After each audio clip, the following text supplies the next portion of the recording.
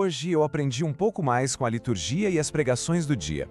E o que ficou ressoando na minha cabeça foi uma verdade tão simples, mas que, nossa, transforma tudo, o jeito como Deus age no mundo. Uma verdade que a história de Nossa Senhora de Guadalupe ilustra de uma forma espetacular. Sabe, essa é a chave de tudo. Em toda a história da salvação, a gente vê esse padrão se repetindo, e na festa de Nossa Senhora de Guadalupe, isso fica cristalino. Deus escolhe um índio humilde, Juan Diego, para uma obra que ia mudar um continente inteiro. A própria Virgem Santíssima o escolhe. Vamos entender como essa escolha foi capaz de transformar a história? Parece uma pergunta impossível, né? Mas é exatamente o que aconteceu. É uma história de fé, de esperança bem no meio do desespero e de um milagre que a ciência, até hoje, não consegue explicar. Vamos desvendar juntos como isso foi possível. Para a gente entender Guadalupe, a gente precisa primeiro voltar ao evangelho que a igreja nos propõe neste dia, o encontro de Maria com a prima dela, Isabel. É ali que a gente encontra o fundamento de tudo isso. O que é realmente interessante aqui é a sintonia perfeita entre essas duas almas. Séculos de distância, culturas completamente diferentes, mas a mesma reação diante do sagrado. Isabel, cheia do Espírito Santo, se sente indigna. E Juan Diego, diante da Mãe do Céu, usa as palavras mais simples que ele conhece para expressar a pequenez dele. Fica claro que a humildade é a linguagem que o céu entende. Então o ponto crucial é este. Humildade não é se sentir inferior, se sentir um lixo. É entender a verdade, é se esvaziar de si mesmo, para que Deus possa encher. Como diz a Escritura, Deus resiste aos soberbos, mas dá a sua graça aos humildes. As grandes obras de Deus, elas acontecem em almas humildes. E essa verdade se manifesta de um jeito, olha, dramático quando a gente viaja no tempo, lá para o México, no ano de 1531. O cenário não podia ser mais sombrio. Tentem imaginar o terror. A religião asteca exigia milhares de corações humanos para o sol não parar de nascer. Era uma fé baseada no medo. Aí, com a chegada dos espanhóis, esses deuses são derrotados, mas o cristianismo foi imposto com a espada. O resultado? Um povo desolado, sem seus deuses antigos e desconfiado do novo Deus. Um povo órfão. E é justamente aí, nesse ponto de desolação total, que o céu intervém. A Virgem Maria aparece, não num palácio ou para um bispo, mas numa colina que era um antigo local de adoração pagã para um dos homens mais simples daquela terra. E a mensagem que ela traz não é de condenação, nem um monte de regras complicadas. É algo muito mais profundo, que vai direto ao coração ferido daquele povo. Essas palavras são, nossa, talvez o centro de toda a aparição.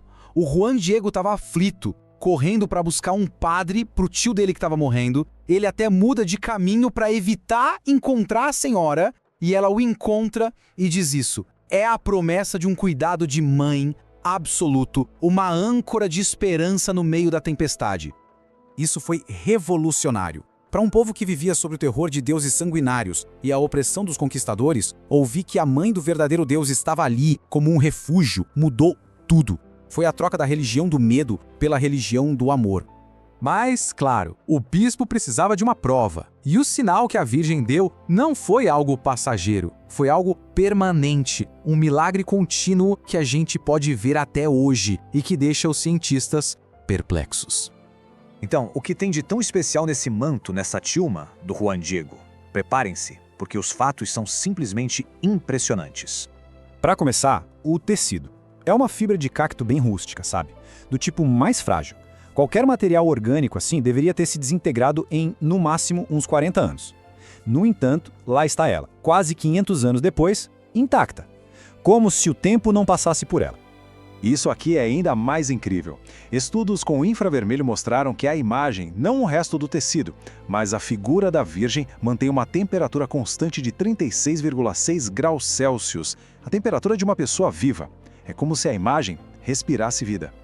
Esse resumo aqui mostra o impossível. Não existem traços de pincel. Um químico ganhador do Prêmio Nobel analisou os pigmentos e concluiu que eles não são de nenhuma fonte conhecida na Terra, nem animal, nem vegetal, nem mineral. As estrelas no manto são um mapa exato do céu sobre o México naquela madrugada de 12 de dezembro de 1531. E o mais impressionante de tudo, os olhos.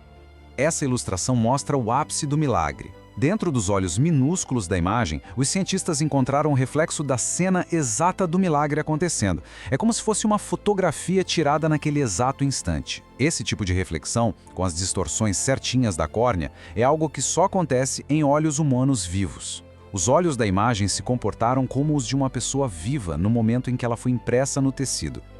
Ok, diante de tudo isso, a pergunta que fica é: o que essa história, esse milagre de quase 500 anos, tem a nos dizer hoje, na nossa vida? As lições são muito claras e muito poderosas. Primeiro, a grandeza de Deus se manifesta na nossa pequenez. Segundo, no meio das nossas crises pessoais e coletivas, nós não somos órfãos, nós temos uma mãe. E terceiro, a fé não é cega. Às vezes Deus nos dá sinais que tocam a nossa razão para fortalecer o nosso coração. Essa verdade da Bíblia ecoa através dos séculos e se confirma na colina de Tepeac. A proximidade de Deus é um presente reservado para aqueles que, como Juan Diego e Isabel, reconhecem a própria necessidade e se abrem para um poder maior. Talvez seja um convite a olhar para as nossas próprias vidas, onde a gente precisa de mais humildade para deixar Deus agir. Em que áreas do nosso coração a esperança parece perdida e a gente precisa ouvir aquela voz que diz: "Não estou eu aqui, que sou sua mãe?" Essa história não termina lá em 1531, não. Ela continua viva cada vez que é contada. Por isso, eu gostaria muito de saber a sua opinião. O que mais tocou o seu coração nesta história? Deixe seu comentário. Se essa mensagem de esperança e humildade fez sentido para você, compartilhe com alguém que talvez precise ouvi-la. Vamos manter essa corrente de fé crescendo. E para quem quiser aprofundar na meditação litúrgica do dia, o link para o nosso canal no WhatsApp está aqui na descrição. Muito obrigado pela companhia.